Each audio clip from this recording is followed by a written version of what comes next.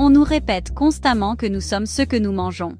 Alors, si vous rêvez d'un fessier rond et sculpté, cela signifie-t-il que vous devriez simplement vous gaver de noix de coco? Eh bien, pas tout à fait. Nous allons faire le tri pour vous donner la feuille de route exacte.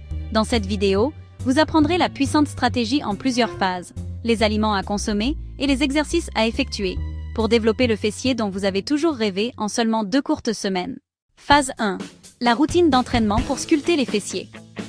Soyons honnêtes, il n'y a pas de pilule magique pour faire grossir vos fessiers. Essayer de rendre vos fesses plus grosses sans exercice est tout simplement impossible. Mais voici la bonne nouvelle, tout le monde peut le faire. Avec juste un peu de motivation, vous pouvez atteindre votre objectif. Pour réussir, vous devez vous engager dans un entraînement dédié au renforcement des fessiers.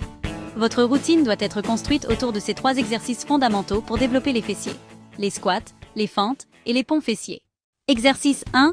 Le roi des fessiers, les squats. Le squat est essentiel pour développer la masse et la force. Maîtrisez parfaitement cette forme. Position. Placez vos pieds légèrement plus larges que la largeur des épaules, avec les orteils légèrement pointés vers l'extérieur.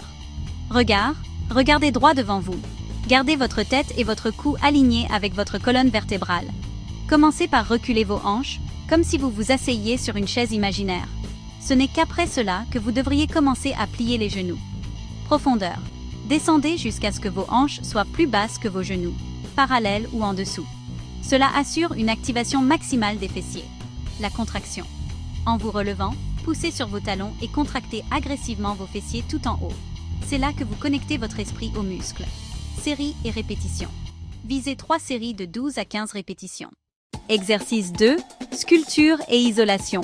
Les fentes. Les fentes sont essentielles pour isoler chaque côté et obtenir ce look rond et sculpté. Position de départ.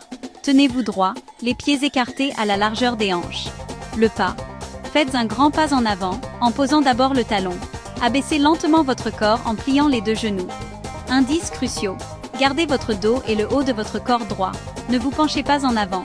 Votre genou arrière doit pointer vers le sol. Sécurité avant tout.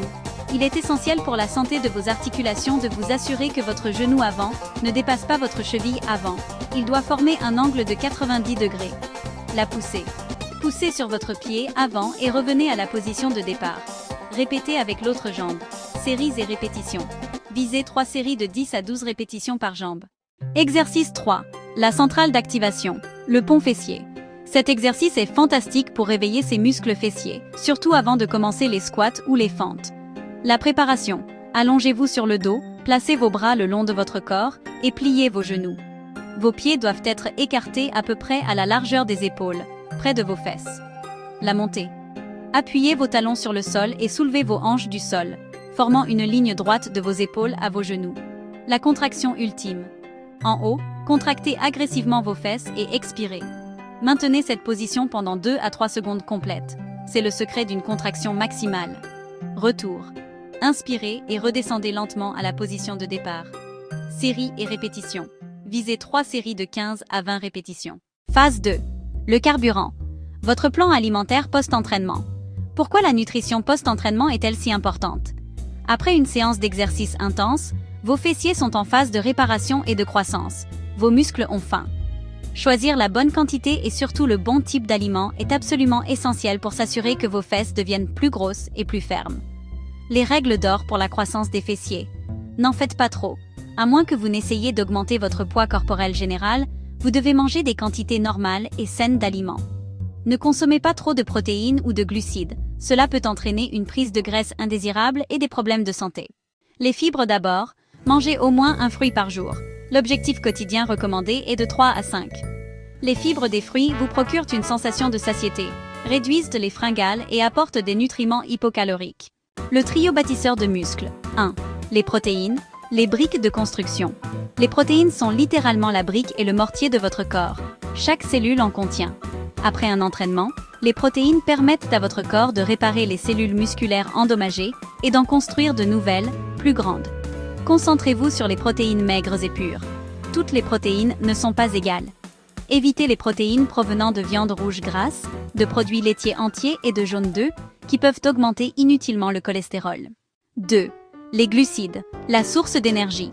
Vous avez peut-être entendu dire qu'il faut abandonner les glucides pour perdre du poids, mais ce n'est vrai que pour un seul type.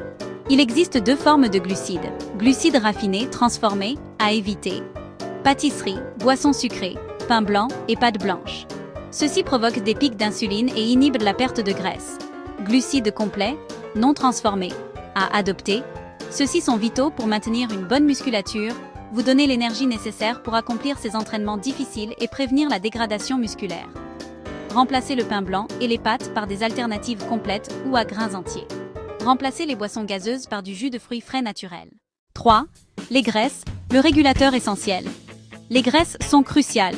Elles fournissent des acides gras essentiels, gardent votre peau douce et apportent de l'énergie et des vitamines liposolubles. La clé est de connaître la différence entre les bonnes et les mauvaises graisses. Mauvaises graisses, à éviter. Les graisses trans, présentes dans les aliments frits, les produits de boulangerie industrielle et la margarine, et les graisses saturées en grande quantité, viande rouge, peau de poulet, produits laitiers entiers, huile de palme, coco. Celles-ci affectent négativement votre poids et augmentent le risque de maladies cardiaques. Bonnes graisses, à consommer. Ces graisses saines offrent des bienfaits pour la santé, réduisent le mauvais cholestérol et vous aident réellement à sculpter le corps de vos rêves. Les légumes sont des centrales hypocaloriques, riches en fibres, vitamines et minéraux. Ils sont parfaits pour couper la faim tout en soutenant vos objectifs de perte de poids. Concentrez-vous sur les légumes verts riches en antioxydants, brocolis, épinards, choux frisés et tous légumes verts que vous pouvez trouver. Ces antioxydants favorisent la récupération et la santé globale. Vous pouvez littéralement en manger autant que vous le souhaitez. Hourra!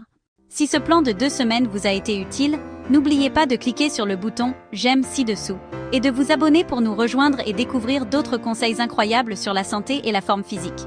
Maintenant, dites-nous dans les commentaires, lequel des 3 exercices allez-vous ajouter à votre routine matinale dès aujourd'hui?